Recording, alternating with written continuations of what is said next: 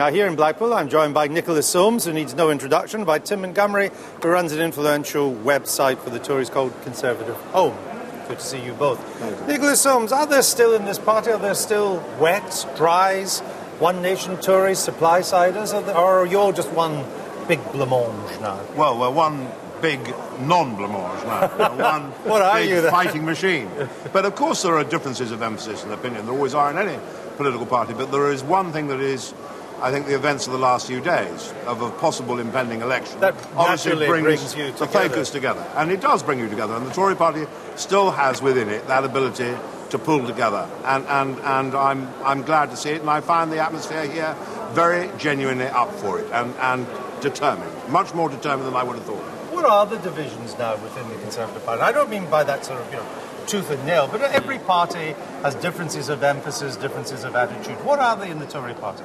I suppose over the last 18 months we've had a big emphasis on green issues, social justice issues, and I think it's not so much that the Conservative grassroots are opposed to that new emphasis. I don't think they've always understood quite some of the policy implications of that, such as green taxes. So, unfortunately, we are running out of time because of an imminent general election.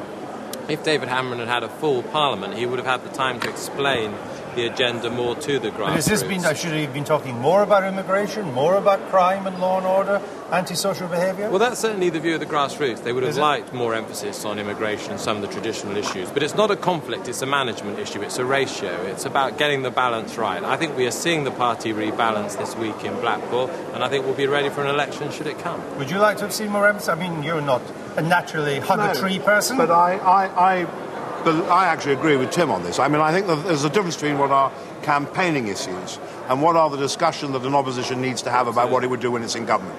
And actually, you have a very good point, Andrew, about immigration, for example. Immigration is now an issue which concerns wherever you are in the political spectrum, whatever party you are. Immigration is a big issue. The problems in our inner cities, the problems with families, these are not matters of divisiveness about marriage or non-marriage. There is a major problem that has got to be dealt with.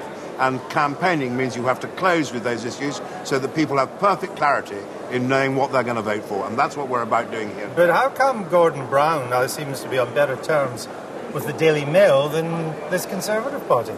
Well, I think that the Daily Mail is interested in being on good terms with the government.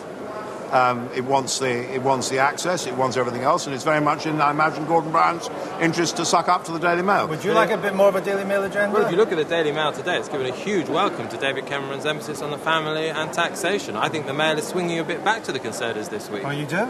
I'm certainly hoping so. Well, Gordon Brown doesn't hear that. He'll be on the phone to the editor immediately. Yeah. Well, I think if you look at what the Daily Mail stands for, low taxes and strong families, Gordon Brown stands for neither of those two things. He's presided over the immigration shambles. So I can't see really the Daily Mail's values being in tune with this Labour government. How high, if there is an early election, how high are the stakes? I mean, the Conservatives could not withstand another landslide defeat.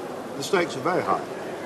And no one's under any delusion about that, Andrew. Of course they're high. I mean, they're high in every election, but they are very particularly high in They this are high. And that's why I think that you have seen this real, genuine coming together of the Tory party and a real determination to try and grip these issues, to close them. And, for instance, Tim and I actually, ideologically, probably not quite in the same boat. But actually, on the big things now, but we are actually completely in agreement on it. Okay, before this unity gets quite overwhelming and almost sick-making, let's go back to London and Jenny. Jenny.